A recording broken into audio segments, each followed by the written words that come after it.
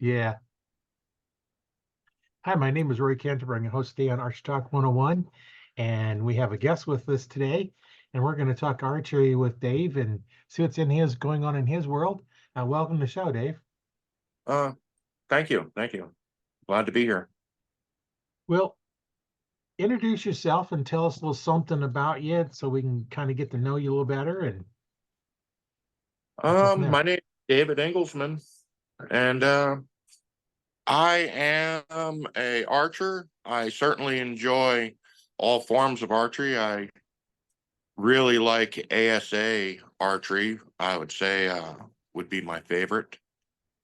Um, as far as you know, I shoot in the senior men's open class. I kind of like the judging aspect of it. I think the added difficulty and the fact that when I miss and I knew the yardage, that kind of really, you know. So I don't know. That's Yeah. just my personal opinion. Well, in all the 3D shoots I went to, they were all unmarked yardages, and that's what I liked about them is weren't marked. If I want to shoot marked yardage, I'm going to shoot targets, because that's a known yardage. You had 20 yards, three or whatever it is, and uh, I figure it's going to help me in judging yardage when I'm hunting, and that's kind of what I prefer to hunt than to shoot paper, but I shoot the paper, develop skills, and do the 3D to judge yardage. And shot placement's different on a 3D target than is a real animal anyway. So that will really help with that. But I remember the first time I shot an animal, it's like I was kind of a little almost nervous, like I was shooting a real animal instead of shooting a foam target. Yeah, I understand what you're saying. I couldn't wait for my first opportunity. I ended up shooting my first archery animal with during gun season. Actually, it wasn't a gun season; it was a late doe season Yeah. in Colorado. It was private land only does, and I got my first compound bow from a friend that it was his roommate, and he couldn't pull the bow back. He wasn't strong enough, and he needed a shotgun, and I had a few extra shotguns, so I traded a shotgun for a compound bow. And I think that was like the start of the addiction. Actually, Yeah. it started long before that, like when you're a kid with your fiberglass recurve bow, shooting at squirrels and stuff like that. Yeah, I started off with a fiberglass bow, 25-pound Ben Pearson. I put a cardboard box in it and I stuffed it full of cardboard, and that was my target. Yeah, yeah. I'm not sure exactly what the brand of bow mine was, but it was an orange. I remember it was an orange fiberglass bow, and I think I had my uncle had put a piece of baling twine for the string, and he just tied a knot where the knocking point would be. Kind of rigged me up a string on it. I would have to sneak into my dad's closet where he kept all of his sporting goods because he had back at the time I think it was a Bear archery brand bow. But yeah, I can remember he had a box of cedar arrows. With some had field points and some had uh, plastic ferruled kind of razor broadheads on them. And I would sneak one or two of those arrows out of the case. But being cedar, they were pretty fragile. Yeah. I even took a little bit of a ass whooping from the neighbor, being a reckless kid, shooting them up in the air, and the wind drifted it over into the neighbor's yard. When I walked over to looking for my arrow, my neighbor was there with that arrow in his hand, and he didn't take too kindly to it landing in his yard, and kind of grabbed me by the scruff of my neck and gave me a couple swats on my ass with that arrow. Last time you shot at me air like that, isn't Yeah, it? I can't say I did it much more after that. Yeah, that's up to when you're young, you don't realize, but that's very dangerous because that broadhead or that field tip coming down, if you hit you on top of the head, it's going to penetrate your skull. Certainly, And sir. and you kind of learn when you're young that that's not very good, but as we get older, we learn those things, and hopefully we grow out of that kind of nonsense. But when we're young, you know, Yeah. I'm sure my son had been involved in several of those instances, but I'm glad he didn't share the stories with me. oh, yeah, we'll have to get him on here and share some stories so you can hear him. Well, I told him that he may be next coming up. We'll see how it goes. And he's Yeah. actually a really good archer too. I So can't, I what can't, age did you start shooting your bow? I said, well, I'm gonna say I was 26 when I acquired. It was I mean, it's pretty dated back. It was an XI was the brand of it. It was an XI Velocity, and at the time in 1990, I think it was late '96 when I got it. At the time, it was the fastest, most advanced bow I think on the market. And this kid who was from a better off family than me that had this bow that couldn't pull it back. Um, I was fortunate he couldn't pull it back because it was able to be set up for your draw length and that's another thing. It worked for my draw length too. And that's one of those things with older bows. They're pretty specific set. So I was Yeah. really fortunate to acquire this bow. And I started shooting at all the local 3D. There was an archery club not far away, and one of my friends that shot those XI bows, because there was a guy that was a local archer. His name was Steve Vidito.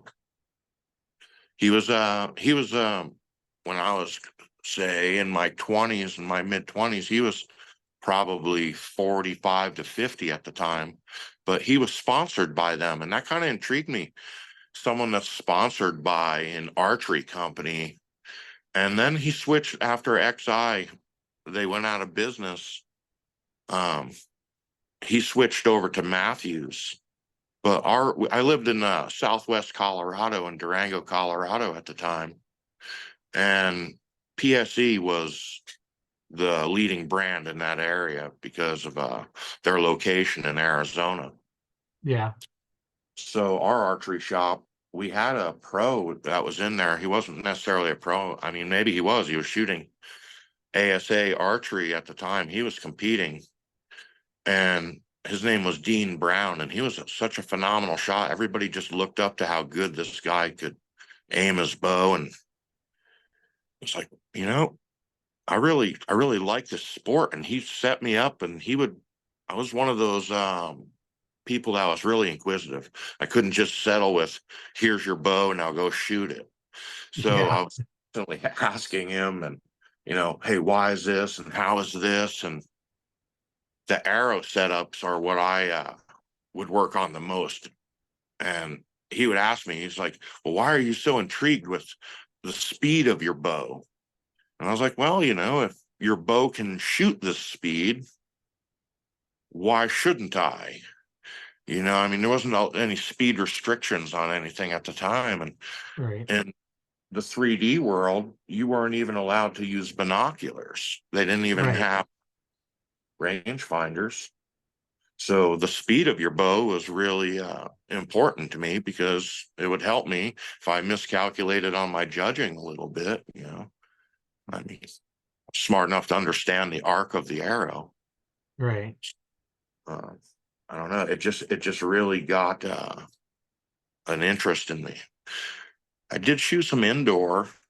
Um, I've mostly shot 3D archery, but indoor came around, and that guy that was sponsored in the town I lived in, he had a good friend, and they were both top of the game, and they invited me to join this archery club that shot 5-spot league.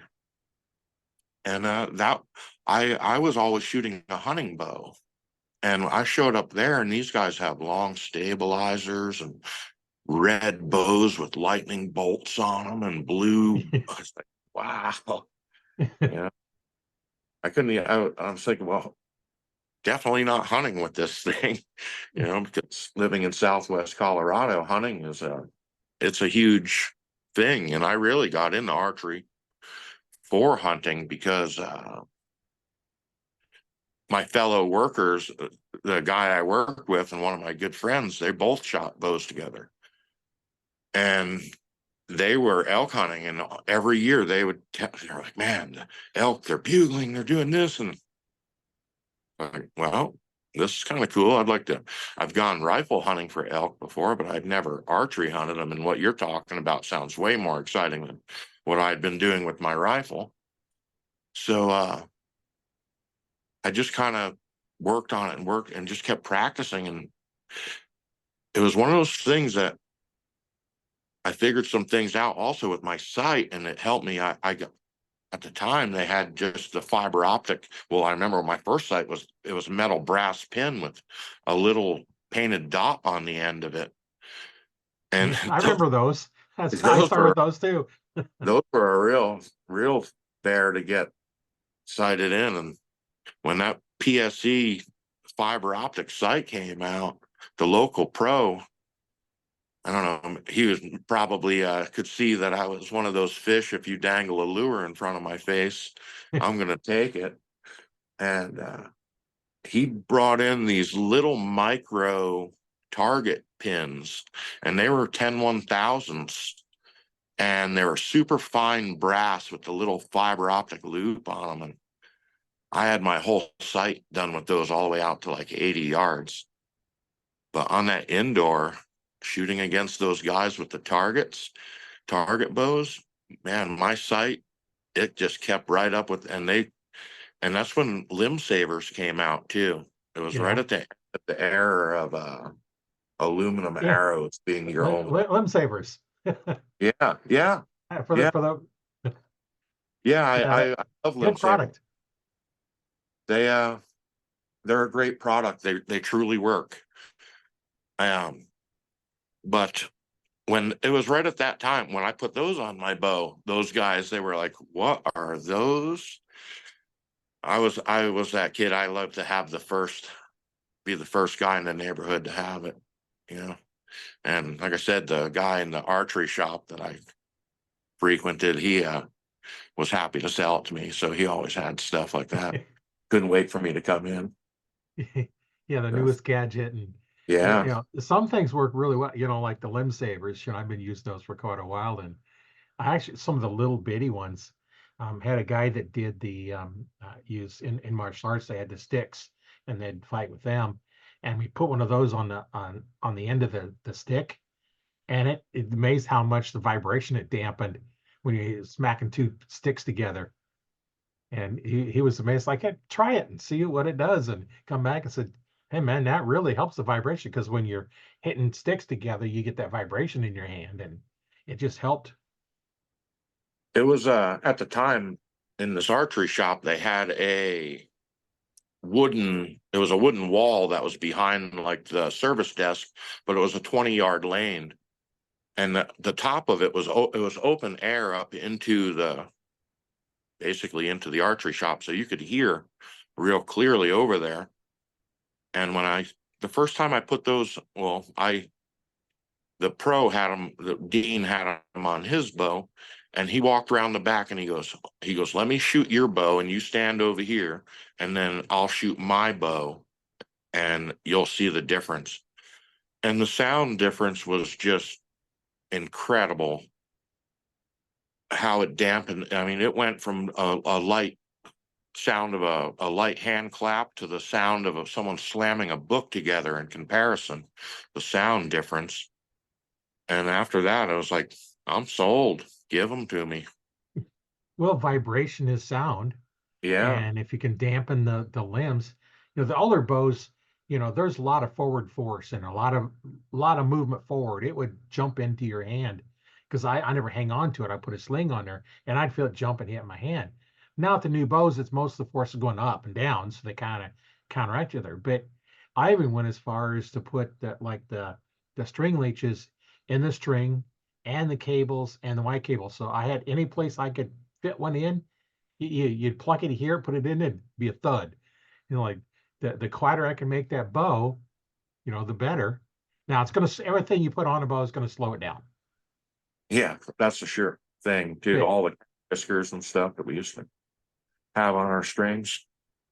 we used to take the um, material used for like bass jigs, the skirts on bass jigs. When I had my store, I just bought big rolls of multiple different colors. And so what I do is I cut them in a strip, probably about 3, 4 inches long, and I take four of them, wrap it around the string lengthwise so it went parallel to the string, and tie the center really tight, and then spread those things out and cut them, then form little balls on the strings. And we just call them poofa balls, but one of my staff shooters, he started calling them poofa balls because they kind of poof up, and we put those on when I had we saw I was a PSE dealer. So when you talk about PSE, it's like I've got a PSE recurve and I got two compounds. Um, but and all my kids shoot PSE. And it's because I was a dealer when the kids were getting equipment. And we'd take the Nova bows, which was that entry level bow. For those that don't know, it was just Oh, your basic bow. There wasn't fancy machining on it. It was machined, but it wasn't machined really smooth. You get a nice shiny surface. Um, they come in a kit with a quiver, a sight, a rest. Some would come with a sling and a stabilizer. And then while they stopped the stabilizer, so I'd just get those little inexpensive $10.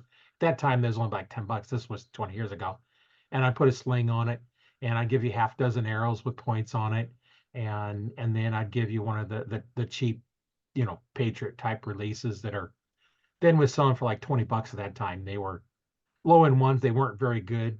I'd put all that kit together, and we'd always take when we get them in, you'd pull them back and you hear the little creaking sound. They never lubricated the pockets good enough. So when we get them in, we'd pull them out, lubricate the pockets, put the little poofa balls on there, and get it all set up. Get the hobo all set up, ready to go. Just had to pull it back and shoot it. And I wanted to have something that nobody could price compare with. So was that I before the Whisker Biscuit? Was that around still TM Hunter time? Yeah, they still had those, but it come with just a little two-prong rest is what it came with. And I wasn't going to change them out. If they wanted something different, they could buy something different. But then also give you shooting instruction with it. And that's why nobody could price compare against my bows. I even had one guy bought one and said, think I could put it, you could bolt them up. But if it's not right, I'm going to charge you $40 to put it on there and $100 an hour for a shooting instruction. But that's all included if you buy one from me. He took it back and bought my bow. It's that extra service over just getting the bow and have them set up where they're really good. That's the key to starting out is get the equipment set up for you and have somebody teach you how to shoot. Yeah, yeah. I mean, that is the key for sure. We live personally, we live in a small town in central Kansas. So it's a long travel for us to get to even the nearest city, I guess, it would be a small city, is Salina, Kansas. And it doesn't have an archery shop. The archery shop from there is another 25 or 30 minutes away. So that's a total of about an hour and 15 minutes from us to go just to go to the archery shop. So we had to kind of just do this out of necessity. We had to get our own stuff and just start working on our own bows. And my son, he's 30 years old, and he's a little more adventurous, where I was more reliant on the bow tech at the bow shop because I'm one of the guys that I believe, if you need electrical work done at your house, you call an electrician. If Yeah, you need mechanics done on your car, that's, something more than doing oil and a few bolt-on parts, you should use a mechanic. Stay in your lane. And archery, I wasn't. I always kind of, like I said, I relied on my local bow tech for a long time because it was one of those things where I could know that he had my bow set up real good. So everything after this, it's going to be on me. The bow right, was, when he handed it to me, there was nothing wrong with it. It was perfectly tuned. Now it's me.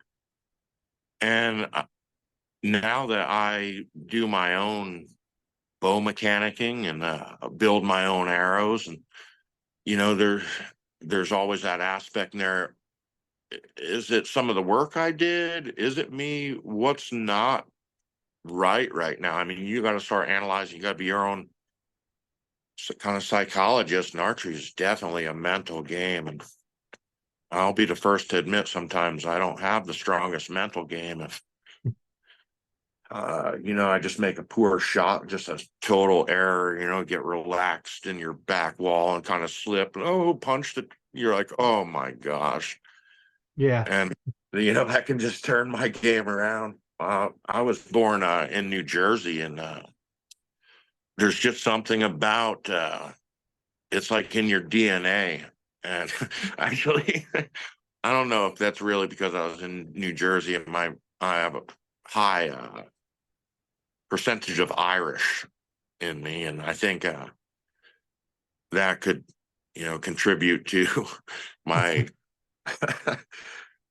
lack of focus sometimes if I make a poor shot, to say the least. Well, and like you, I know there's several archers out there, a lot of archers out there that, they take it to a bow tech and they don't want that bow tech.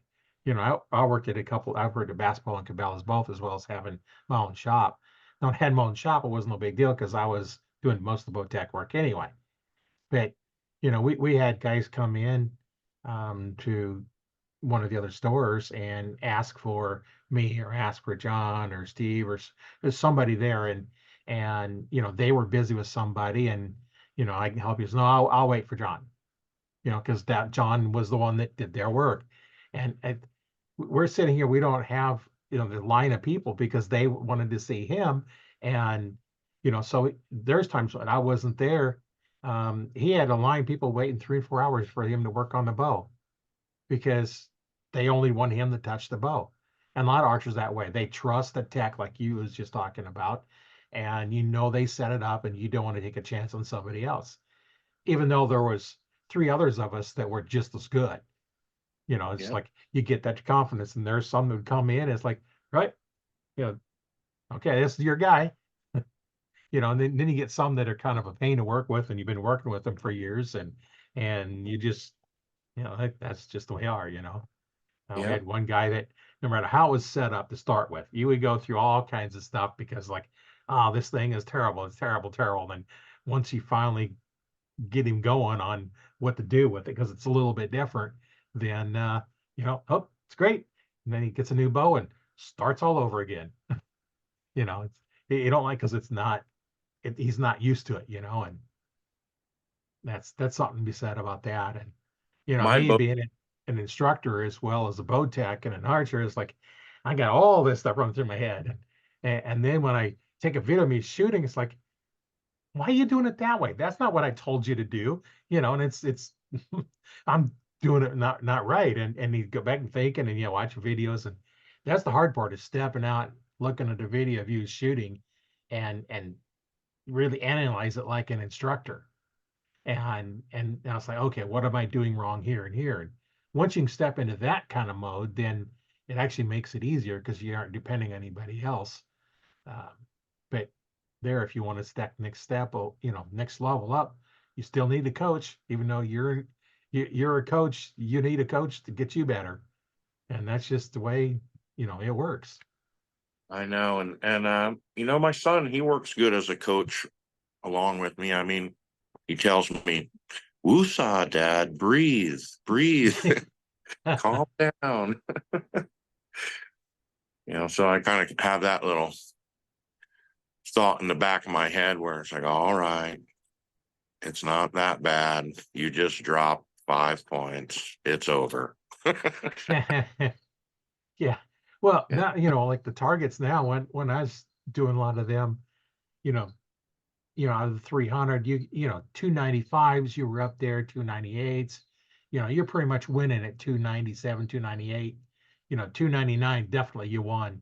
And now if you don't get 300, you're not even in the running. I And now know. it's coming down to the X count. So it's amazing how the skills have improved, as well as the training techniques too. Yeah, I can never say that I honestly shot a 300 on a Vegas round. Uh, my highest total ever was 297, and I had 21 X's, and I have not come close. I have had a couple of 295s, 296, but to be 100% honest with that, I'm more of the 292 to 294, right around in there is my average. And my that's where my mental game right there, it can go right in the toilet real quick after, you know, Yeah, it's, you I, get one a little bit further out, and next thing you're thinking about the one that's out, and then you start telling yourself, it's like, don't miss, don't miss. So what are you telling yourself? Miss. yeah, well, Because your mind remembers the last thing. They don't remember the don't, it just remembers the miss. the bad tear, my mind, the way it focuses and my eye, and if I put especially like they want to practice, do a practice end before we start. I belong to a club here in Kansas.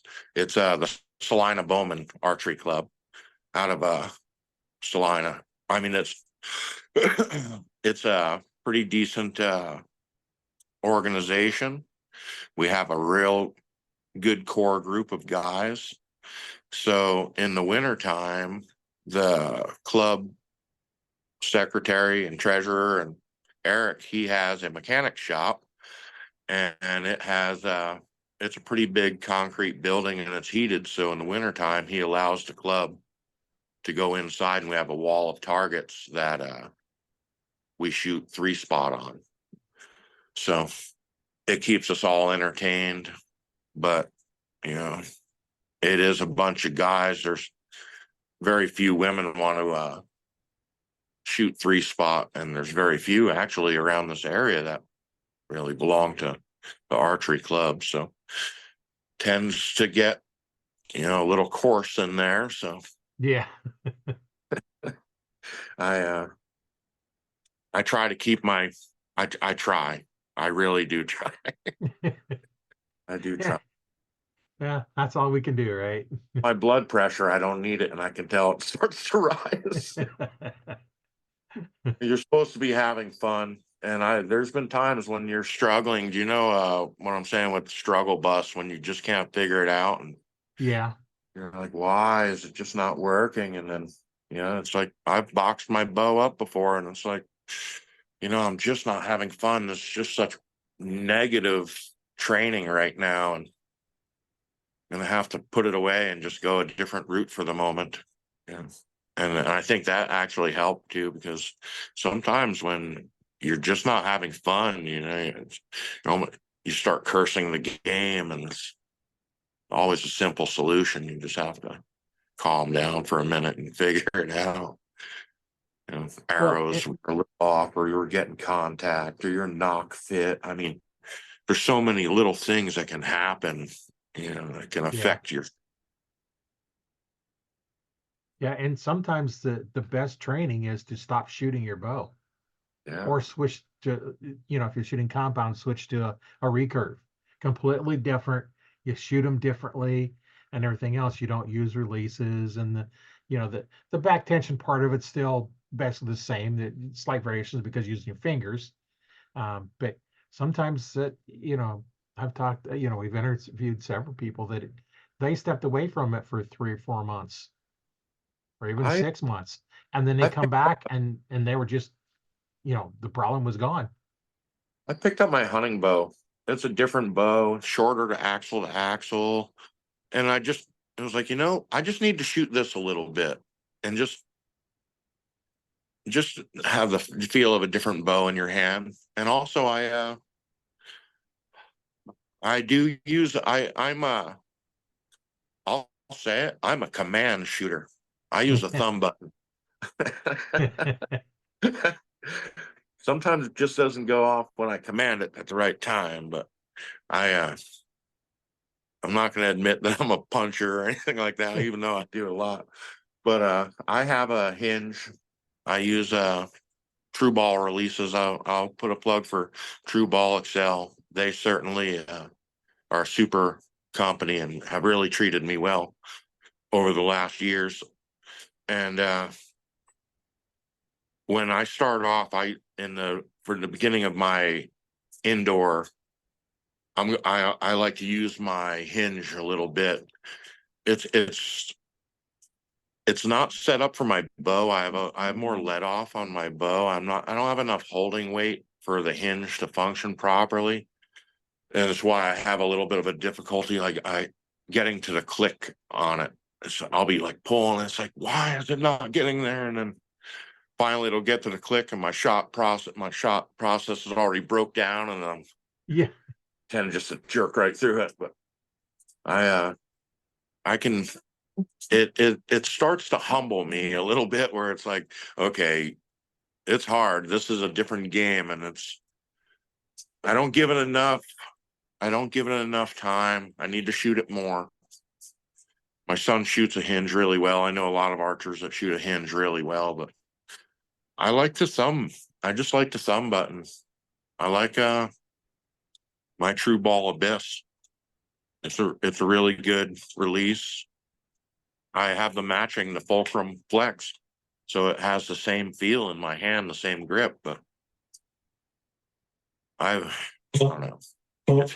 It's like fly fishing compared to spin casting. Oh yeah. A different challenge. Yeah. Yeah, it is. And like this is the first time I've done an interview like this. So it's a different challenge. So, like stepping out of your comfort zone and trying something, like a hinge or something, I definitely would recommend it. It's not for everybody, certainly. Well, You definitely know, not beginners. no, Even the no, handheld's not good no. for beginners. Yeah, I wouldn't recommend it be for beginners. I mean, I've personally witnessed my son give himself a couple of good back fists in his own chops with it, where Yeah. he was a little mad. One time I didn't realize that he had actually back fisted himself in the face and was bleeding pretty bad. And me and him, we were pretty competitive together because there was a minute where I could tell he was coming up fast with his accuracy and he couldn't beat me though. I mean, I would still get him no matter what. At the end, I'd still have a few points, and I could tell that would really piss him off. But he had a open setup, and he was shooting I think it was like a True Fire Synapse or something like that, or it was what it was one of. It was one of the True Fire backed hinge style release of that at that time, and I had shot it into the 10 and I'd stepped off to the side. And it was the True Fire Seer. And it was his turn to shoot. And all of a sudden his arrow exploded into the trees. And I just kind of laughed. I was like, that was awesome. And I turned and I looked back over at him and he was sitting there and his lip was bleeding and he was kind of spitting up blood a little bit out. And it probably wasn't the right time to be laughing at him, but it happened. It happened. Yeah. Yeah. So, but he has now certainly overtaken me. And now I'm the one to luckily beat him if I can. It's been a minute since dad has been the better of the shots. So, Yeah. I know I use a handheld. I have a Carter chocolate addiction that I use. And I took the knurled knob off because I don't need it. Because the way I do is I bury the trigger into the webbing part between my thumb and index finger and then hold it. And now then I can draw back and then use the back tension to pull it back. And I don't have to, I'm not pulling anything. If I really had to, just make a fist and it will fire it. But I use a really hard trigger. I want it as hard as I can because I want to be able to put some pressure on it and not have it go off. And that's you just got to keep your finger off of it. I know with the wrist straps, I always put my finger behind the trigger as I'm drawing because you can't actually touch it. Because what'll happen a lot of times is you're drawing a bag fingers above it, you start drawing back a little tight, and your finger starts closing on it and pulls it. And had a friend of mine, he shot fingers for years, and then he got a new bow, and it just wasn't going to work for fingers. Want to shoot a release, and he called me one time. It's like this release failed. No, Mike, it did not. It's a Scott release. They don't fail like that. You pulled the trigger. You had a finger in front of me, pulled the trigger, and he says, "No, I didn't." Yeah, you did. Yeah. Because they're not going to go off accidentally. That especially new ones. When you get quality releases, your Carters, your Stands, your True Balls, um, your Scott releases, they're all real good quality ones. And we actually interviewed guy from True Ball. He talked about a bunch of the releases and stuff, and it was kind of cool, how they do that, and it's really nice. You just get a quality release. That's Yeah. the difference between being able to have a good clean release as opposed to pulling a trigger.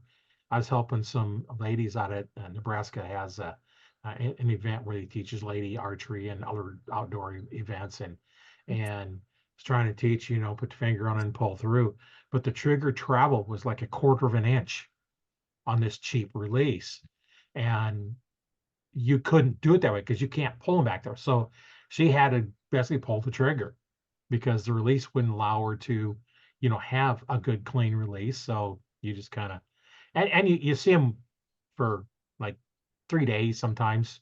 There's a 3 different sessions, or sometimes just one session. So you don't have time to go through, and you just get them interested and then work on it later. I But still have my first release. It's hanging on the wall right back behind me. It was a uh True Fire release. And you remember the before the string D loops came out, there was an yeah. aluminum D loop Oh that you yeah. and it was the exact shape. It fit the inside of the True Fire release. It was that True Fire aluminum D loop. Because before that, you were clipping it on the string. Right. That was an improvement over clipping it on a string as far as arrow flight, but that extra weight of that Yeah. loop on there would start beating your cables up.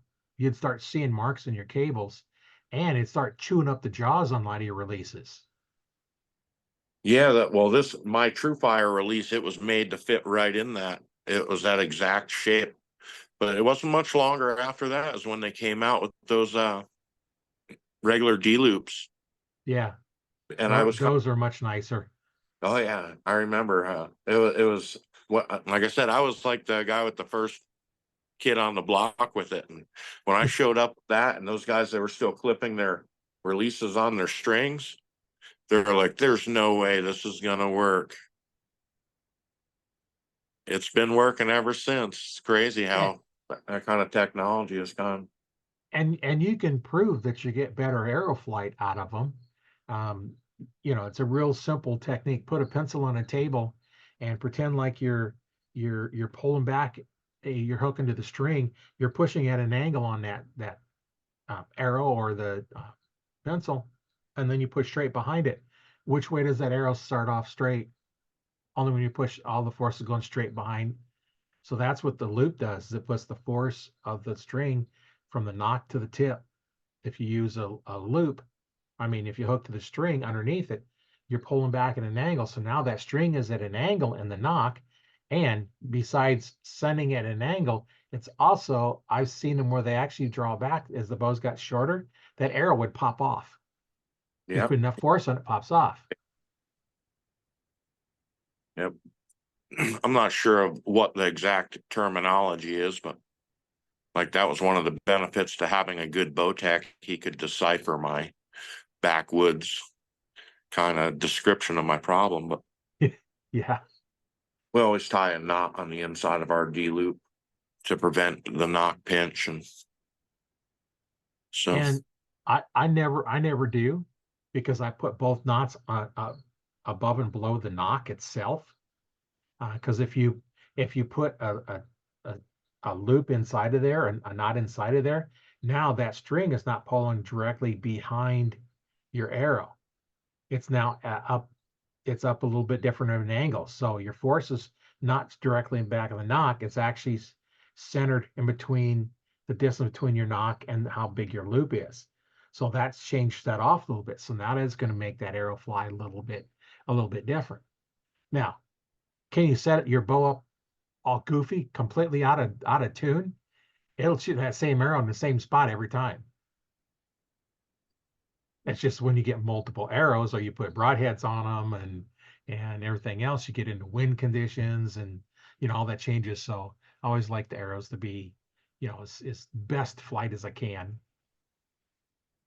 yep, that certainly is a fact. I for the longest time, and a lot of my friends, they kind of questioned me, and I had to. I always used feather fletchings because I'm a 31-inch draw length, and trying to get arrows and stuff to weigh proper and have the proper front of center, and when you have a real long draw length, and it's hard, and they don't have the right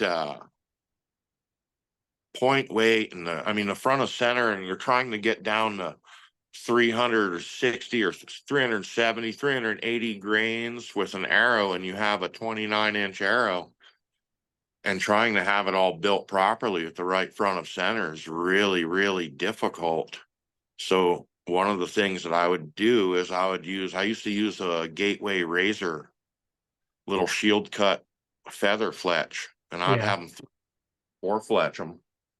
And the smallest, lightest, the little QAD tuna knocks, they were like 4 grains, these tiny little mini knocks, and do everything I could to lighten up the back end so I could get more front of center. And I would even use 75 grain broadheads and points. I used those for a long time. I killed a lot of elk, a lot of deer with them. And it didn't really matter. I mean, they didn't have a lot of big diameter cutting broadheads back in the day. They only had like they were NAP, they were like new archery products. Or they were like the Thunderheads. They had Thunderheads, they had Muzzies, they had satellites. Uh, There wasn't a lot of options back then, was there? there weren't, and they were just starting to come out with a few more qualities broadheads. But I can remember if there's a company still out there now. It's called Vortex. It was a mechanical broadhead, and they were like shot like this ridiculous, like 3-inch cutting diameter and 2.5-inch cutting diameter. I bought them for turkey hunting out there, but they're still around. I saw a commercial for them not too long ago on one of the hunting channels. Really good for turkey, because you got that big area, because you're shooting for the neck, Yeah, and that's such a small target. It's what, maybe inch and a half wide, on something that's moving. Yeah, if you can have a 6-inch wide broadhead flying at them, you're a little better chance of getting them. And I know a lot of them use mechanicals for turkeys, because if you have a miss, if you just barely scrape by, you're going to miss. If you get close enough to open that broadhead up, even the one leg of it, it's still going to do damage on that neck and take turkey out. my personal favorite broadhead for turkeys, I would say that the Grim Reaper Whitetail Extremes. They're like 3 blade, 2.5 or and there's like 2 3/4. I mean, they're giant cutting diameter on them. Yeah. But I I'm not saying I am not a turkey head shooter. I've never successfully pulled it off. I've shot a lot of them in the body, and a friend of mine, he's like, man, I want to do that so bad. Those broadheads, those turkey broadheads, they're really expensive. Yeah. I think he paid like $60 and there was two of them in the package. And he goes, hey, I'll give you one of them. So I was like, I'll give it a shot. I can certainly do it. I'm accurate Yeah. enough. I got the decoy, I got the spot. And so I would always I would always buy two tags, but I didn't want to be greedy and shoot both turkeys the same day because then the hunting's over. So Right. I would buy two tags and I would shoot one turkey, say opening day, and then the next weekend I'd go and get another one. Or your tag would turn into a shotgun. You could use it during the shotgun season. So Oh, that's I good. would I would mix it up. I would, like I said, I would shoot opening day. I would shoot a turkey with my bow. And out here in Kansas, the Rios out here, they really, really react well to the decoy. I mean, that crawling in with behind the fan works really good. I mean, you got to be really quick with your shot. Maybe a recurve would work best with that. But my spot, I think it's a Mojo decoy, and I just call it Tommy Lee. But I put a real Jake fan in it, and I stick it out there, and it spins around. I have it on an arrow shaft that I stick in the ground. Turkey will come up and bump it. It'll spin around, and it really pisses them off real good, and it gets me a good shot. And yeah, I put it out there at like 10, 12 yards, 14 yards, something like that. But this one day, my buddy gave me that uh, head chopping. I think it was a Toxic brand, and I had gone down to our local archery shop and got a full length arrow because your draw length, it has to be out past the end of your Right. hand on your riser. So I got a full length arrow with 4-inch feather fletch on it so that I would have good control. It would have good control, and I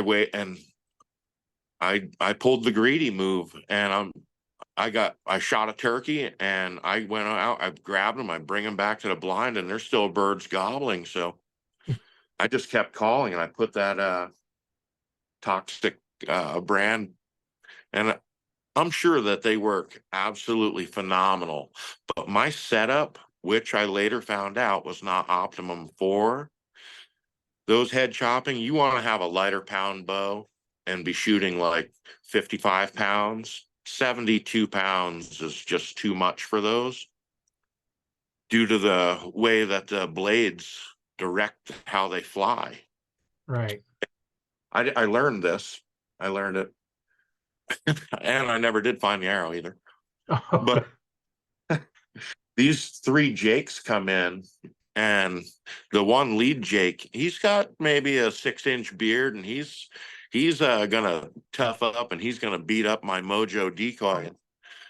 They are all in a line, and the line of them was stretched out there. The lead Jake that was beating up the decoy was probably about 5 feet away from the back Jake, and I put it right on that Jake's neck. But when he stretched out, and when I let that arrow go, it was kind of like my golf shot if I was at the driving range. It took such a hard hook to the left. It almost hit the back Jake in the head, and he was Oh, about 5 feet back. And it kind of ducked under it, and my arrow went somewhere out into the CRP, and those Jakes all took off out of there. But I later on talked with one of the TV personalities. I'll give him a plug. He's a super nice guy, Philip Vanderpool. And he's a frequent of Lincoln, Kansas, here to one of the local outfitters. And so does Team Elite. And being a guy who prefers elite archery, I have been invited a few times to go out and speak with Larry McCoy and from Elite's Respect the Game, and with Philip Vanderpool. And those guys, they're just a wealth of knowledge, and they're super humble. I mean, they'll both tell you, we're not better hunters than you. We just have a really good job. And, you know, they can give you some advice and sit there. And I mean, you just pick their brain. And he told me, he's like, well, you practice with those and with a pillow. For one, you can shoot with a practice shot and put a pillow out in your yard up against the target, some old pillow, and it won't destroy it. And you can at least see if you're going to hit close to where you're aiming. You want to Yeah. use a lighter poundage bow and really get them in close, inside 10 yards. You don't want to be shooting them out at 14 to 17 yards. It's a more of a close shot. So those were all the things that I had done wrong. So since then, I have gotten some new of those decap broadheads, and I haven't used one yet. So actually, to be 100% honest, in the last 2 years, I haven't even turkey hunted, and it was one of my most favorite things to do. I would turkey hunt religiously, and I would make sure to go out, be the first guy out there and roost them and have them fly down and do the whole thing. Such an awesome experience. And Kansas here, we've had such a decline in our turkey population in our area that I almost feel guilty going out and shooting one, because you're shooting the prime of the species, the breeding Right. males. You're not going out shooting the jakes and the young tender ones. And I've shot, man, I've shot upwards of 50 gobblers in my life. And I'm gonna be 100% honest, they're not the best piece of meat in the world. I mean, you make them into nuggets and stuff like that because they're generally a pretty tough bird. They're an 8-year-old wild bird. And I'm not saying I don't eat them. That's just my opinion. I would say that, at a wild game, I would say turkey would be the most overrated of them as far as the tenderness of it and stuff. And so I don't know. I'm not going to give up on turkey hunting. I plan on making a trip down to Florida this year and trying my luck getting an Osceola to complete my slam, and give some of our turkey population around here a rest. It has a lot to do here with our raccoon population. Oh It's yeah. roll, and there's nowhere to get rid of them. I mean, you have to throw them in a ditch. And being a hunter, I also have compassion for animals. I c- I just don't like the thought of, just shooting them with a 22 and throwing them in a ditch. Or I feel real bad just seeing animals hit by a car on the side of a road. Yeah. So just you know, I don't know, to recklessly just there needs to be something, go to sell for fur or something. I mean, I'm not against the fur trade, but to get 75 cents for a raccoon, I mean, it's the way the American economy is, with the price of fuel and the cost of every single thing. It's something that has to be done daily. So you have to take time and drive miles and trap lines, and to barely get $10 for your efforts, it's, I don't And it know, just doesn't pay. it's driven away the trappers, the people that would do it recreational. So I'm sure there's lots of people that are just trying to thin them out and just chucking them in a ditch. But I don't know, I just have a hard time doing that myself, being an animal lover. Yeah, you kind of hate to waste them. Yeah. Although like coyotes and other critters are going to be eating on them anyway, but still that's we're not there to get food for the other critters. There's plenty of it out there. So, And a little known fact, nothing will eat a coyote. oh yeah. Nothing. Yeah, I mean, you can throw out every single thing. The first thing they'll eat is a bobcat, because actually bobcat is just incredible table fare, actually. Um, but as far as like the coyotes and the skunk and the raccoon, if you put them all out, the next one that's going to be eaten is the coyote, or the raccoon will be eaten, then the possum, then they'll eat the skunk, but nothing will eat the coyotes. Nothing. Huh. Maybe a buzzard.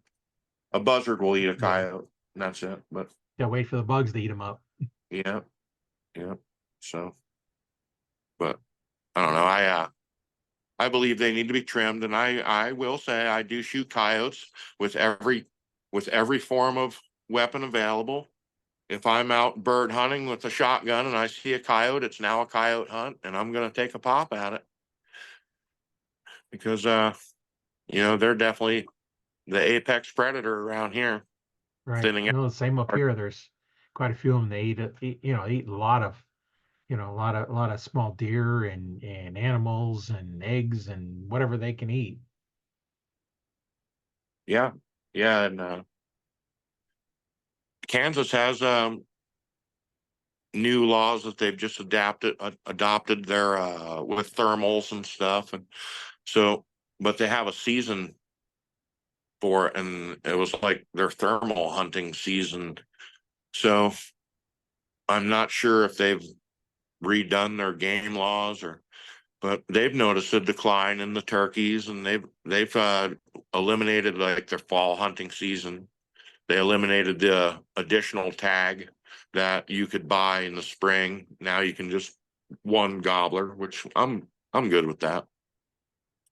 Yeah, But with the I think population being down. they made it a lot more difficult for the out of state hunters. I believe I'm not sure if they have to maybe even draw to get a turkey tag right now. I'm not sure how that worked, but they've had some pretty new innovative laws to try to tame the turkey population, get it back up. But I don't know if it's going to happen if they don't do something about the predation. Maybe I mean they could offer the state could do something and offer a bounty on on the raccoons or something. I mean, some kind of a state program to boost it. I don't know. I really don't know. Something anyway. I put If the raccoon hides aren't going for very much, then it's not profitable for trappers to get them. They're going to trap, something else that brings in more money. And yeah, like bobcats. They they bring in good money. I still hear that you know that's like the optimum thing to catch. I guess I kind of drifted away from it when the price fell out of the bottom of it. Me and my friend, we used to have a trap line going, and it was like I said, it was something you had to run every day. And we'd catch coyotes and bobcats. I was a snare trapper. I thought it was kind of more. I'm not going to say challenging, but I could set snares wherever, see a little game trail where you could tell where the coons or the critters were traveling and pushing a trail through the tall grass, and you could set your snare up in the path of it. It was kind of, fishing for wildlife. I mean, it was they're pretty humane. I never really had anything still alive in the snare that you had to dispatch. So, because that's kind of a lot of people don't understand how that really works. When you have a critter in the, you know, they have to have a little club and you have to give them a little whack on the melon to yeah, put them down. But I don't know. I, that's what you got to do. yeah, I kind of drifted away from trapping. Like I said, it wasn't worth it. And archery takes up so much time that our ASA archery, I mean, it, I used to fish. I'm a pretty good fisherman. I grew up in South Florida for a minute and was a good saltwater fisherman and a good bass fisherman. But the way archery, if you want to be into a sport, I mean, you have to put some time in. There's a lot of people that just want to pull their bows out occasionally and wonder why they're not accurate. But you know, Yeah, there's just not time in the day. I mean, I'm a carpenter and 9 to 5 job, and then you still have to find time to do everything else and do a 3D shoot or two on the weekend, and then there's no more time to fish, and you got to go back to work on Monday. You don't have yeah, to work because it's raining, but you can't fish because it's raining. So yeah. What do you do? yeah, you go in your shop and you mess around with your bow. Yeah, if you can't work because you're working outside in the rain, you can't go fishing in the rain. Well, you could, but not very wise sometimes. Be out there while it's raining. But I can honestly say the best people are, fishermen. When you're, I mean, I've been on a lot of fishing boats. Everybody on the boat, regardless of their walk of life, whether they're a doctor or a carpenter or they're a warehouse worker, when you're on that boat, you're all fishermen, and Right. that's it's just a great atmosphere. It's the same with archery. Excuse me. We really love the archery because of the archery family that you meet and the quality of the people. You rarely get judged for anything, I mean, if you're having a rough weekend, people aren't just down on you because they understand everybody has a rough weekend. Right. Uh, you root for everybody to do good. And you travel around, you meet people. We've developed friends that are all across the whole country, and living here in Kansas, we've met people that live in Missouri and Minnesota, Arizona, New Mexico. All we're from Southwest Colorado. That's if I could put a plug in for those boys, the guys and gals that run the Bow Up 3D shoot. I mean, if people want to go to a quality, 100% family oriented, best, I mean, right up with St. Jude's, this benefit goes to cancer patients. And it's an actual national fundraiser now. They have a website. It's Bow Up for 3D. And it started out, my son, he was on one time on a traveling baseball team, and his coach and his other teammates, they had a family that just lived right around in their area and went to church with them, who their son developed some form of cancer.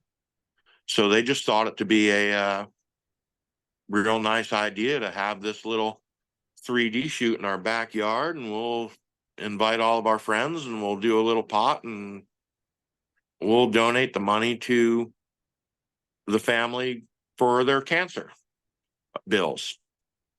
Well, it started out as a little 30-person get together, and now there's nearly 500 people attending this shoot. Oh, yeah. And it's pretty impressive. I mean, the donations that come in, the raffles, the deer hunts, the elk hunts, everything that you can win. And they all the money goes to the proceeds. All the proceeds go to the families. And you can if you have a family member or somebody else has a family member that is suffering from the costs of cancer, they can put their name in the hat. There's no longer just a local thing. It's now a national charity, and you can put in a bid for some of this money to benefit your family or friends. It's really it's something I would suggest if you're in that area, if you're in the Southwest or you're not far away. People travel from across the nation now to go to this, and it's top notch. It's run phenomenal. The people they're just good. They're just good people. It's just good to be around. Yeah, I brought up their website. Let's see. Uh, That's their website, right? Yeah, that's their Yeah. website. Yeah. So I thought I'd bring it up since that we're talking about it, and there's a lot of information. Here's some scores, their mission statement. Um, Up helps family individuals struggle with medical debt and medical related expenses by putting on a high quality archery competition. So let's see if we got some 2024 scores.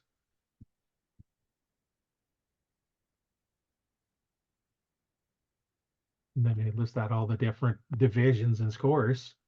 Yeah, That's pretty good. and I'll be honest,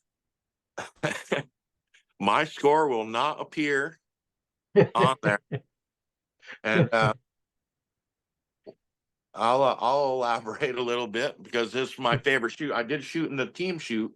There's a shop shoot that, and this is a phenomenal part of this shoot. Right before the night before, on the Friday night before, they have a shop shoot, and if you're a member of a shop, you have a shop, you know someone that has a shop, it's a 3 team member team. Your shop just has to donate something to the auction or the raffle. They don't really auction very much off. It's mostly a raffle. And all those proceeds go to the family members that are in need. But for the shop shoot, they have these beautiful trophy buckles and this really cool trophy that goes back to the shop. Oh, And cool. we have gone out there 2 years and competed in that shop. We've been out there several years, but we have only competed in that shop shoot 2 years. And this year, before we went, we were, I mean, you feel like you can never get in enough. But we had a local archery shoot here, and me and my son attended it. And someone at the shoot, one of our buddies that he was shooting with, just glanced off my son's arrow nock, Oh, right, and hit his nock. And I mean, it was a error on his fault. He didn't look at his nock well enough and notice that it was bad.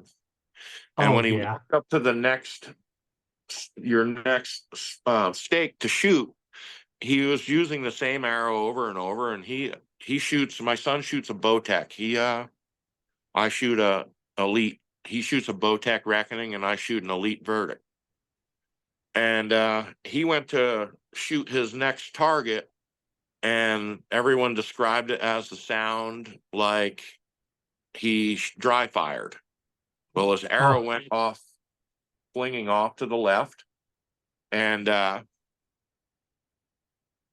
when we got back to the house, he knew that there was a little something off, and he kind of tried to retune. I mean, he had like a 3-inch paper tear. He's like, "Whoa, Dad, there's oh, something really off with what's going on here." And what he did was, we have a press and stuff, and he took the string off and started getting into looking at his bow, and I think it was like the bottom cam, the axle and the mod and everything. The whole thing is a one-piece system, and it had all kinds of slop. And we were all actually, he discovered that when we were out in New Mexico. He had got it all tuned, and we went out to New Mexico. We went to the shop shoot.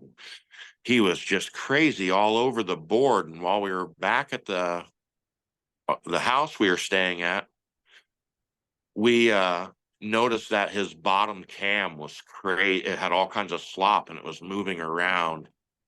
Well, I shoot in the open class, and I'm not quite this year. I'm old enough to shoot in the senior class out there, but I've been protesting that since I turned 50, because everywhere else I qualify as a senior.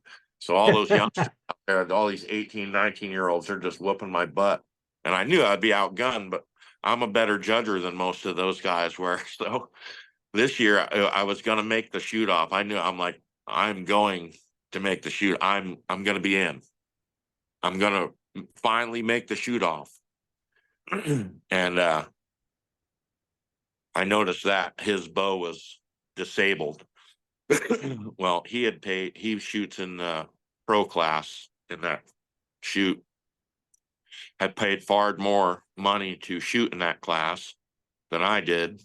So elites are really, really easy to tune and set up. And we quickly made a few adjustments, and we put his sight on my bow, and we had him shooting my bow in no time. And I kind of just sat aside for that one. And that's why I didn't put up a score. So I just kind of socialized. My son, he probably didn't have the best round of his life, but he did shoot it anyway. I mean, yeah. he didn't waste his entry fee. Yeah. So, but we'll be back this year, this coming year, and I got my verdict back from him, and it's shooting incredibly well. I mean, I can't wait to get back out there again. It's certainly one of the best shoots that we anticipate going to every year. Yeah, that sounds like a good time. And they the senior division 55 and over, I blew that away a long time ago. Well, there's something So, to be said about shooting with your own age group or even right. close to it, because we you know, there got to be that point where I couldn't beat those guys anymore. And I'm just out there to donate my money. And but with that being said, I mean, I shoot a fairly decent round of archery. I mean, I'm not the best, but I'm not the worst by no means. Right. I don't go out there for the podium wins, because if I did, I wouldn't go very often. Yeah. I understand that. I know where I'm at in my game. My eyes are failing me, and everything else. So I have to keep upping my game and upping my equipment, and and I'm grateful that I'm now shooting against, like in ASA archery, they place you with all guys your same age. So, Yeah. or within a real close bracket of being in your same age. So, Well, yeah, as we get older, we have other problems to deal with. I've got, cataract from my right eye, which means my right eye is blurry, my left eye is clear. So I have to make sure I don't let my left eye see the pins, because when I do, then my left eye picks up the pins and I'm way off. And I don't shoot those long range shots too much anymore, because yeah, not only is the pin blurry, but the target's blurry. So I got two yeah, blurry things I'm trying to line up, and it just yeah. doesn't work. So I try A to keep them. clarifier and a verifier only do one at a time. Yeah. Yeah, I can only do one thing, and even with the glasses on there, it's still not going to be clear, Well, like it should be. So, being an aging archer, I mean, like my hunting bow is a 70-pound bow. I shoot the Elite Ethos. It's a it's a 70-pound bow. It's smooth. I mean, my target bow is a 60-pound bow, my verdict. And I have the smooth mods on it too. So it's even smoother than smooth. I mean, it just draws back like butter. oh yeah. So I noticed when I pull back that ethos, but for sure. But what I noticed the most is like during the archery shoots that are greater than 20 targets, when they start getting the 30 and 40 target, my eyes start to weaken a little bit, staring through that peep sight, trying to aim real. And I'm right eye dominant. I'm right handed, but I find myself having to squint my left eye a little bit more and more and more to keep the focus on my right eye. Because I've noticed that before, where they say you're supposed to shoot with both eyes open. I can't say that that's 100% truthful, because my son, he he is a pretty savvy archer, and he's left eye dominant and right hand. And you'll have to be on top of your game to beat him. I mean, you're definitely going to have to be a good archer to beat him and outshoot him. So to say he's doing it wrong, I mean, Yeah. it's a stretch. I mean, it's like, well, you're going to have to prove to me how it's wrong, because he is better than most around here. So, it's whatever I think you need to do to get it dialed in, aside from doing crazy stuff like shooting a left-handed bow right-handed and stuff like that. I mean, wouldn't recommend that. Yeah. They don't fit in your hand very well. Yeah, man, it'll probably blow up in front of everybody after you tell them I don't recommend that. Well, So generally, you're going to shoot whatever your dominant eye is, but I run into cases where there was some physical reason why you couldn't. So you have to work around something else. And I You know have a I hunt blind, with both eyes open, but I close my left eye when I do targets. that little blinder that you can put on the side of your, Yeah, you ever use that? Do you use that? I don't because when I'm hunting, I'm always off to the side anyway. And I found by accident because um, I didn't realize my right eye was blurrier than my left eye because I see two sets of pins anyway. So my mind always picks up the clear set of pins and ignores the other one. So I don't even notice the dim set of pins. Well, right eye is blurry pins. My mind picks up the left eye, which is the clear pins. And I shot a deer and I know that pin was right behind that front shoulder. Well, I caught an artery right in front of the back hip. I still got the deer, but I'm off, at, it was probably 15 yard shot from the behind the front shoulder, the back shoulder. So I went down to the range and target first thing is close my left eye when I'm shooting right on. Open up both eyes. I was shooting at the top right on a 5 spot. I missed the target to the left with both eyes open. So now I'm trying to do one of those things where I'm just blinking my eye to force it. Then I had a hooded sweatshirt on when I was hunting. I turned my head, the hood blocked my left eye. Problem solved. I just have to wear a hooded sweatshirt when I'm shooting because it blocks my left eye. Then I still have both eyes open to, catch other stuff out there, but it blocks just enough to miss the pin. And I know my son, when he's shooting trap, he'd see both pins. So on the front of the shotgun, I put one of those little brackets on the side that would block so his left eye couldn't see the pin. And I grabbed a shotgun and shooting this. Everything's all blurry. So I can't shoot it very well because everything's blurry. Yeah, yeah. I uh I understand. I have to wear reading glasses now. I have some kind of astigmatism, they said, on my eye, and but you know, without reading glasses, I am kind of Yeah. screwed over. I've learned I can use the screen on my phone. My camera works as reading glasses. For anybody that forgot their reading glasses, you can zoom in with your camera on your phone Oh and read yeah. what. Yeah, you have a magnifying glass, and I've used the camera, something I can't see, put the camera in there, take a picture, and okay, now it is. It's, I can't Yeah, read it, and I can blow it up, and I can yeah, see angles that I can't see with my head because can't get my head in there. And if I can fit the camera in there, and a lot of things. Yeah, I know it's kind of weird. Um, these are bifocals for reading. The top lens is for um, like the computer, and the other one's for reading, but it's hard. I can almost see better. But then I have my regular glasses that are bifocals. Yeah. yeah. So My I have like this, four different visions that I need to do everything because in order to look on the computer, I'd be like this all day long because I have to look to the bottom part of the lens and when you're trying to read or see anything close, I'm up like got my head tilted way up and it's like so I just got another set of glasses that bifocals and then last time I got glasses that look identical to these, and one's just a single vision for the computer, and the other one's the bifocal. So sometimes I have to okay, which one I have on? But those glasses are orc. These are I keep these here. These are older prescription, but works fine. So because everything's kind of blurry, and I was like, okay, why is it out of focus? Oh, I don't have my glasses on. But up close, I see better without my glasses.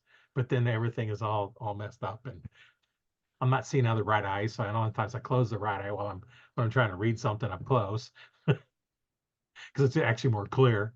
So all kinds of problems as we get older, and that's what's nice about I'm in the same age bracket as other archers with the same type of problems, so we kind of evens it out. Hey, as long as we can shoot our bow. yeah, yeah. This year, last year, I had a real bad elbow. Come to find out, I have some bone spurs and a little bit of arthritis in my right elbow, and along with some tendonitis. And for the most part of the year, the spring, I couldn't shoot my bow. I couldn't draw it back. I mean, it just hurt so darn bad. I mean, a lot of times just moving my arm in a direction. And then my gosh, I ended up having to go get a shot down at the orthopedic surgeon. They gave me a cortisone or steroid shot. They gave me some kind of magical solution that they put in my elbow, and it lubed it back up, and I was able to Oh, finish that's off good. the season. But I decided that I was going to switch to the dark side, and I started using a rangefinder.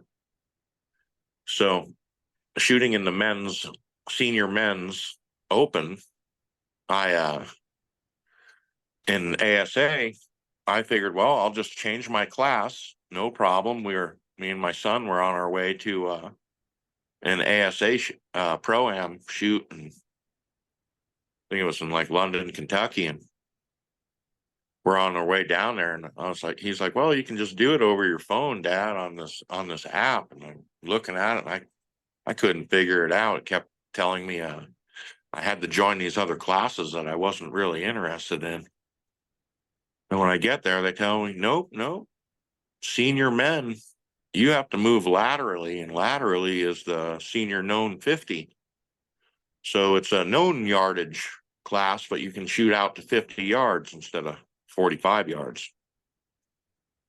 Well, I didn't think that would be that big of a deal. But having not shot all year in really dark conditions, and I was having a real hard time with my bow too. I'm struggling to keep it in tune. You know, that's another whole nother story, messing around with that. Yeah. I ended up having to shoot the open class, or the known class, all last year. And this year I switched back to the open class again. I'm going to move back over.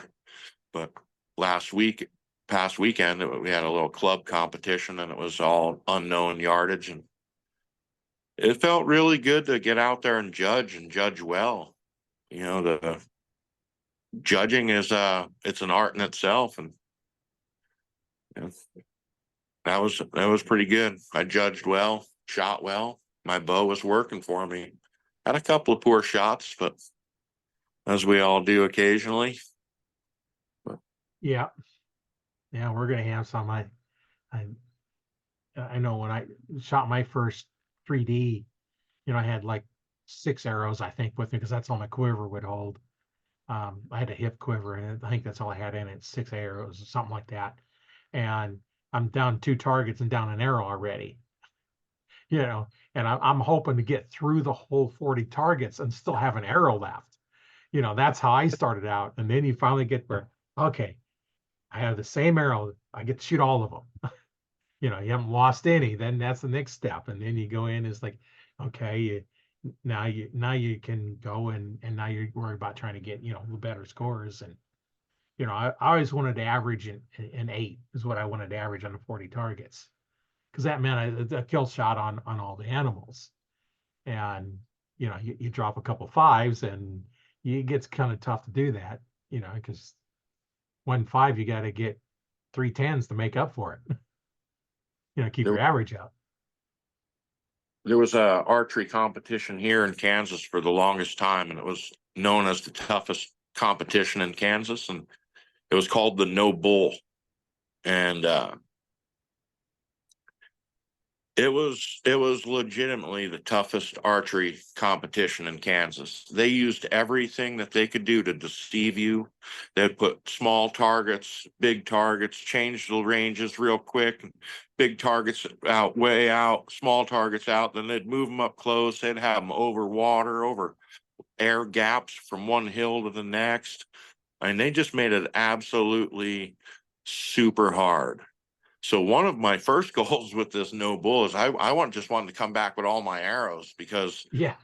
the first time I showed up there, and some of the guys I'm still shooting around, they can remember the first time I showed up and I had 3 arrows, and they're like, really? And I made it. I got through it. I had 1 arrow when I got back to the end. I missed a few targets, but I found it, and I got back to the end, and I had 1 arrow when I finished it. I pulled it off. That's pretty good for that tough of one to only lose 2 arrows. Yeah, where I probably should have had a whole quiver full of arrows. And nowadays I carry around 6 arrows, but if I lose, you reach that point when in your confidence level as an archer that if you even miss one inside of 50 yards, you're just kind of like at a loss, like, how did I even do that? Yeah. What happened here? And I'm not going to say that I never miss, but I mean, I like to say that they've come a lot fewer and far between than when I was younger. And it's a good thing the way that things cost these days. I mean, that's, the confidence in your equipment is a lot. Oh yeah. You have to know that I mean, you have to know that you have good equipment so that you can say that it wasn't, I'm not using some plastic release and the cheapest Walmart arrows that are uncut. And, I mean, you have to eliminate all the excuses. And, the companies that I've supported and have supported me in the past, I mean, I can honestly say that their products are not free. They are No. meant to last, though. I mean, you can buy that site, and then, yeah, that site. I mean, I don't even want to say how much my site costs because some people would be like, that's stupid. But I can say that it's the last site I have to buy. It's not going to go bad. It's made so Right. well. And that's why they have to charge you that price because their equipment, their machine, and most people don't know too that like Shrewd Archery, they're one of the finest companies out there. They make some phenomenal products. I use a lot of them.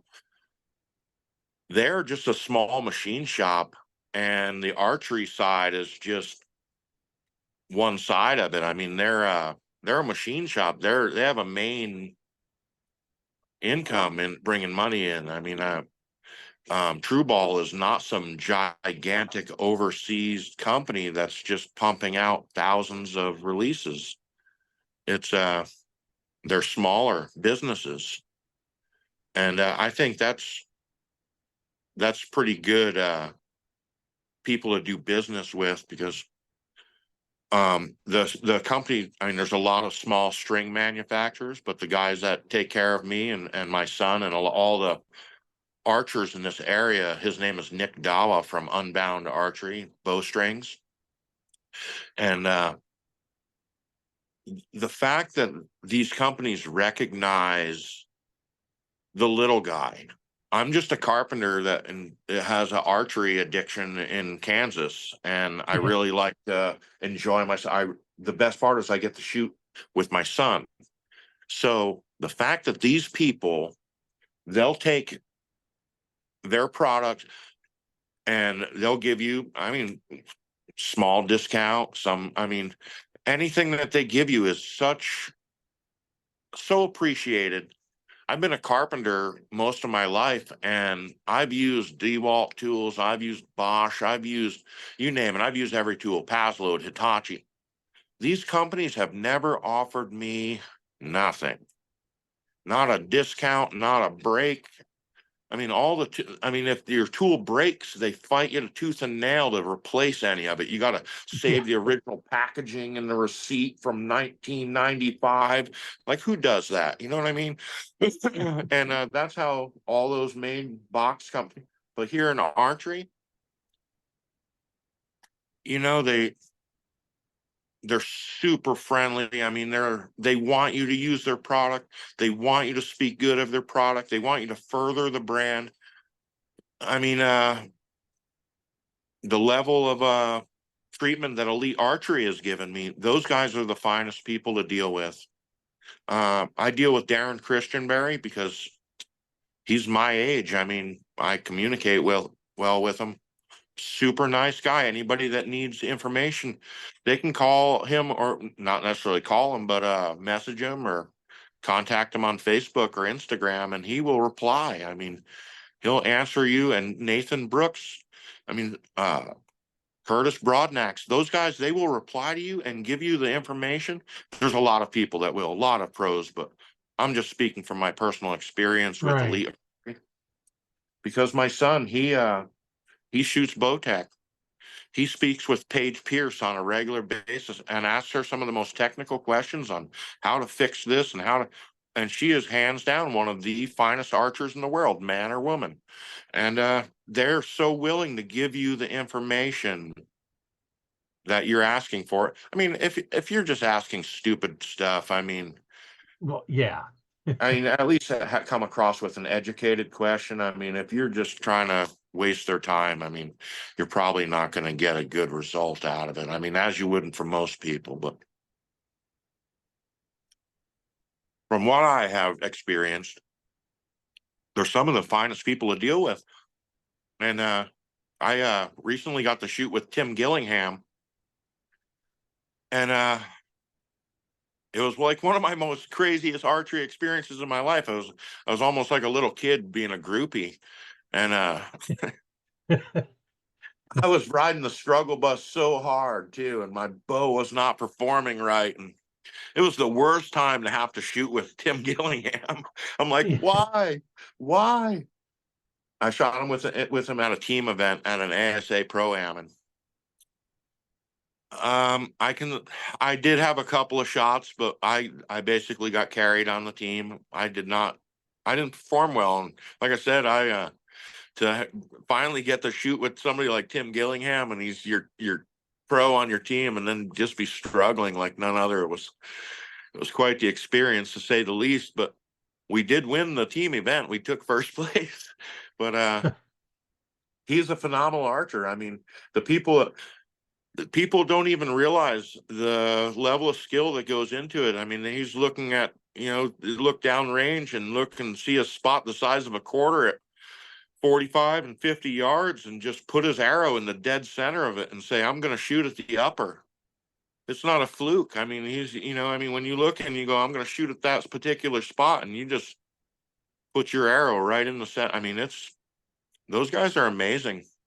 They're absolutely amazing. All the pro archers on the ASA Pro Tour. I mean, their level of accuracy is incredible. And for them not to be a member of the Olympics, because compound archery is nationwide, and Right. I'll say that, when they have like power walking, and this year they had break dancing, now they're Oh, going to have yeah. That's kind of football. Yeah, stupid. and so I'm I'm sorry, but I'm an archer, and I feel that, you know, we took a raw deal on that, because you took a precision sport and you swept it aside over uh, I don't know. It's just my opinion. Some people out there might think that breakdancing and power walking is a far more exciting sport Yeah. than Yeah. men's, women. Breakdancing is a thug having a spasm. I know, and I mean, I remember when it was a thing. I was 14 years old. We're talking 1984, and that's when breakdancing was like popular. So for them to like broom aside, I mean, there's a ton of international archers. I mean, it's not like this is a sport that's, singled out to America. I mean, there's a ton of international archers that could have represented every country. So Yeah, and I've talked to, nice thing about doing this podcast, I talk to archers all over the world, and it's all basically, the same. If you have a bow in your hand and you're an archer, you have a friend you can go up and talk to. If you don't have a bow, and you see someone carrying a bow, go and talk to them, because you're gonna have something to talk about, and who knows, might be your next best friend. yeah, You just met yeah. them. Well, we I can honestly say, me and my son, we're fairly outgoing people. I mean, some people, I like to talk to people. I mean, I can, you bring up a subject, I'm not going to say that I'm super versed on everything, but we do travel around a little bit, so I get to try other cultures and just basic different states and how they're doing it. And, you talk to pretty much everybody, and they have the same opinion and stuff, that it is in Arizona, or the matter what the media tells you, how, a lot of people don't think the same. And I mean, when you get us all together, I mean, everybody, we all have the same ideologies. We're all pretty much thinking the same. Yeah. Or news broadcast media, they don't always give it the right story. I mean, I talk to, like I said, I'll talk to anybody. It doesn't matter what your ethnic background is. And everybody, we all have the same ideologies. I mean, I know there are the radicals on each side, but majority of us, They're minority. yeah, they certainly are. They certainly Yeah, are. And you wonder how. I don't wonder. I mean, the media locomotive is what's forcing stuff down people's throat, telling everybody right. like this. But traveling around, and you find out that they're not all thinking like that, and we're all thinking relatively the same way. So I'm not going crazy. Yeah, we kind of think like, am I going crazy? Is everybody think that? Is like, and then you talk to somebody, and then no, no, no, like they're all nuts, and it's like, yeah, well, the news isn't to report news; it's to uh, instill opinions. Spread propaganda too. I mean, and Yeah, I will say it happens on both sides. I have to only take the news with a certain dose. I'm glad there's sports, because when there's all these people and they're trying to, we want to boycott this and we want to, and we're not watching football. No, it's like, man, you can't take everything away from me, man. I no, gotta at least be able to like get away from the news and all the propaganda, and at least watch a baseball game or watch a football game, or I mean, put on golf and take a long nap. I mean, I'm good with that too. yeah, But that would put you to sleep yeah, watching it. it's one of those things where I have to take it in doses. You can tell when it starts to aggravate. You just tend to be more angry and stuff, and I like to be more of a happy person myself, and so getting out and you know, hey, there's one thing that I just thought of that is one thing that just irks the heck out of me with archery Yeah, and the media and the people not telling the truth is when people tell other people that your arrow has to be the same as your draw length. no. That is one of the, and when it's like you just want to just reach through the dang Facebook line and just choke this person that's telling the other guy, It yeah, doesn't whatever have your to. It draw length. depends on, And then when what you you're try measuring for to your draw enlighten them, length. you tell them, no, this is not how it's supposed to be. Your arrow's got to weigh inside this parameter, and your spine and then they tell you that you're just this crazy old man and you don't know what you're doing. It's like, holy cow. But that is 100% false. Anyone listening to this, your draw length has nothing to do with the length of your arrow. Please believe me. Now, you don't want your arrow to be too short because then it won't fit on your rest.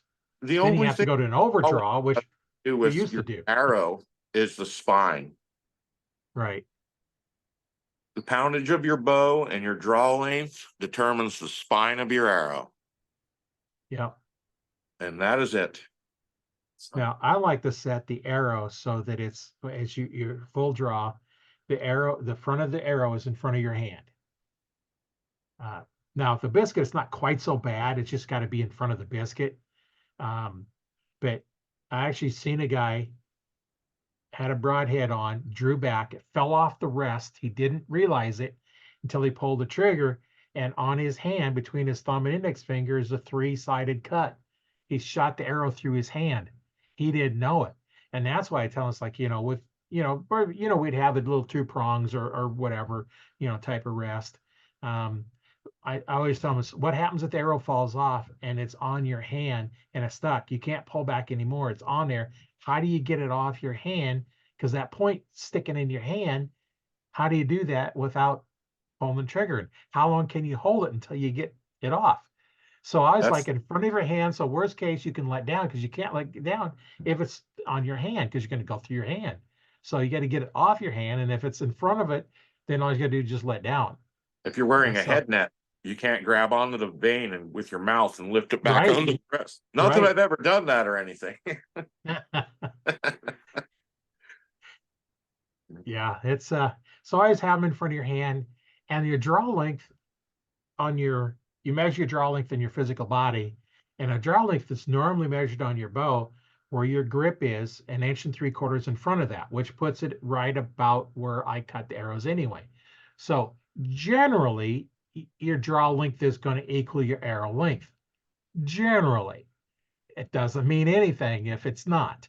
It's just what do you want? Like you said, you're shooting those big blades out there. You got to have a longer arrow because you want them in front of your hand, not that close to your hand. Because if you have gloves on, now then you're hitting the arrow and you want a little gap. So you're going to be a little different. We used to put overdraws on to get more speed out of the bows, which meant the arrow was actually behind your hand. Oh yeah, yeah. I had And one 2 inch overdraw on my XI bow. yeah, my first PSE had an overdraw on it. That was just a rest, and it put it back to get a little more speed. And now with the bows that are faster and faster and faster, there's no reason to put an overdraw on it. In fact, a lot of them you They're couldn't put an going overdraw back on to it it. if you put an overdraw on a lot of them because the um, the brace height is so small, you'd be smacking in the back of that overdraw. Well, it's Um, starting to become more and more popular on some of the hunting bows for the guys oh that yeah, have the longer draw length oh because yeah, it's really hard to get an arrow that's light enough to even get some of the benefit out of the bow. If you have to have a 440 grain arrow because that's the lightest that you can make it before I mean you can only make your arrow so light if you don't have a selection, and the average arrows now are like 9.8 grains per inch. So yeah, when you're trying to hit a specific number and trying to get your arrow to be at a specific speed, it's really difficult for the guys with the longer draw lengths. yeah, We you we have the problem that we're not wanting to add length to our arrow, we're wanting to decrease it by 10 grains or 20 grains. And then there's the people that want to use the lighted nocks, and those are really heavy. Those are like 22 grains for a lighted right. nock. So the front But weight, I mean, that's something a lot of people don't realize too, is that when you add that heavy lighted nock, you have to have the equal amount added to the front to keep your front of center proper. right. Over just your regular hunting arrow and you put a lighted nock in it, it's going to change that front of center dramatically. You might get a Well, little bit of whirly bird in your back yeah. end. Well, and as you make the arrow longer, the spine gets weaker because it's longer. So shortening the arrow stiffens the spine up. And sometimes you're shooting, like you are 70, 72 pounds, and you have a really long arrow, you got to try and find something to spine for that. And a lot of them a lot of the arrow manufacturers don't make too much of those really long ones that take that 70 pounds. You're kind of limited what you can get, but if you shorten the arrow, now you're into a little more options on your arrows. And you're really striking a chord with me because that's one of the things that I'm getting ready to build a new set of arrows. And my brain is telling me, because my bow will shoot that ethos, I think it shoots like 349 feet a second or something that like Yeah, that full 31-inch draw with a 356 grain arrow, something like that. Is almost, well, I was like, wow, I need to do that. I need to get my bow shooting as fast as it can. I want it to be on the edge like a Corvette with no governor. I just speed. Well, I've been fighting this really, really, really vicious right hand tear with these arrows I've been using out of it because there's some Black Eagle arrows. And I'm not saying Black Eagle arrows aren't good arrows, but it kept giving me this real bad right hand tear, and I just can't work the tear out. So we're taking the whole bow apart and we're shifting the shims, and I'm moving everything around. And now I'm not on center anymore. And my stabilizer, my rest, everything's kind of cocked. And I mean, I like everything to be lined right down the middle. right. If something's wrong in my eyes, I mean, I'm a carpenter. I mean, I work on level straight lines, and it's an equation, and this is how it's supposed to be. So when something isn't lined up and it's not right, like in my brain, hey, something's not right, and this is never going to be right. So anything that goes wrong during your shot, it's because this isn't right, Right. which isn't 100% true. You can have a bow that that's a little off and it'd be accurate. But not too long ago, just recently, I saw a post from Nathan Brooks. He was commenting on someone that was shooting their ethos. Maybe it was their other bow, and the guy asked about arrows, and Nathan Brooks made the comment that I like to shoot a 250 spine arrow out of this bow at this draw length and that poundage. It just gives me better arrow performance and I get better tune. And I was like, David, have you been fighting this right hand tear because those 300 spine arrows you're shooting just aren't quite enough spine at 28 3/4 inch? So I'm thinking, because I'm getting ready to buy these new hunting arrows, and I'm just going to buy myself a heavier spine and just see if they kind of just tune a little bit easier for me. So, Yeah, I've seen that a few times where a heavier spine arrow still flies really good. A yeah. weaker one, not, but an overspined one works just fine. So And I'll just go anyway, one size up on the spine, yeah, yeah. You just don't have to because go I think crazy. it'll kind of stiffen it up that little bit, and maybe that'll give me that better tear that I'm looking for. Well, But we're about an hour and 45 minutes, so um, we need to give your parting thoughts. I do have another appointment here in another 13 minutes, so I don't want to miss that one. I don't So blame. what would you advise archers to do? Give them, a couple of minutes of uh, what would your advice be? For a first time archer, Yeah, a new archer, I yeah, would first time. suggest that you get a good quality release and buy some decent arrows and make sure that they're built proper, just not pulled out of the box, shove the inserts in. The arrows are very important to how the whole operation works, and a lot of people underestimate that. They feel as if they're not very good. They shouldn't spend the money. Sometimes it's exactly opposite. You should maybe just get 6 good arrows instead of the 12 cheap arrows. Um, Take your time sighting it in. It's the sight in is everything. You gotta have good arrows. You get your left and right. Work on each spot. Be diligent. Once your bow is sighted in, it should be just incredibly accurate and in your Yeah, hands. I mean, bows are set up individual. I would suggest any new archer does not pull their bow back with their fingers with a no arrow in it. I would seen a lot of definitely. that back turn out real bad for people, even that were really, really veteran archers, where they knew better than to do that. And Well, always pay attention. I have shot literally tens of thousands of arrows through my bow, and I dry fired my bow right in front of my son and someone else holding an umbrella, spotting the target. I did not load an arrow onto my bow. I was so intent on making a good shot and looking at where I'm supposed to aim. I forgot I to load get the arrow. yeah, got to put an arrow on, and I've seen lots of other people do it. So Yeah, pay attention, and I'd like to say God bless America. yeah, yeah. You and everybody else. Yeah, it's definitely something you got to consider when you're going in there. Make sure you get good arrows and get them set up. Just go to a professional to get it done. Um, don't cheap on the bow. But spending Yeah, money, like you said, on a release. So I think a release is the number one important thing that you spend money on. there's If you nothing go to a wrong with pawn shop, spend oh, $100 on a bow, spend $100 on a release, you're gonna have better setup than spending 500 on a bow and $50 or $20 on a release. So There's lots of used quality bows out there. The more modern bows are adjustable without a bow press. yeah, Where the older bows, that's a mistake. A lot of archers, they buy an old bow because they got a good deal, and then they find out that they can't even adjust this bow, and they can't no longer buy parts for it.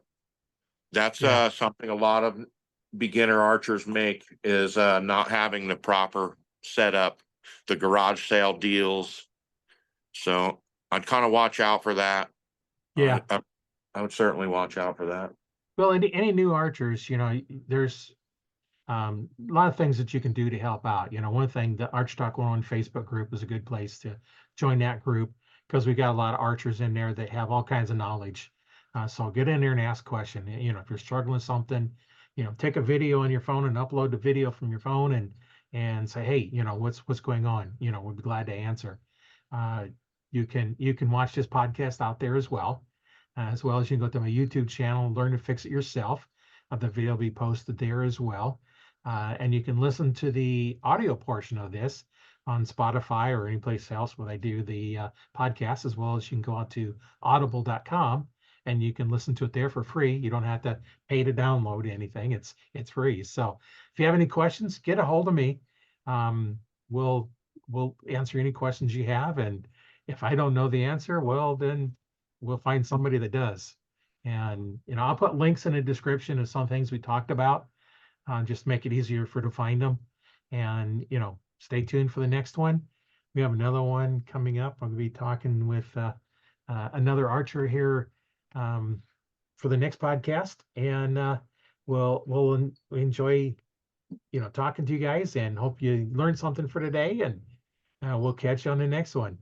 Thanks for being on the show, Dave. Thank you. Thank you much for having me. I enjoyed it. My name is Roy Canterbury. I've been your host today on Arch Talk 101, and we'll see you on the next one.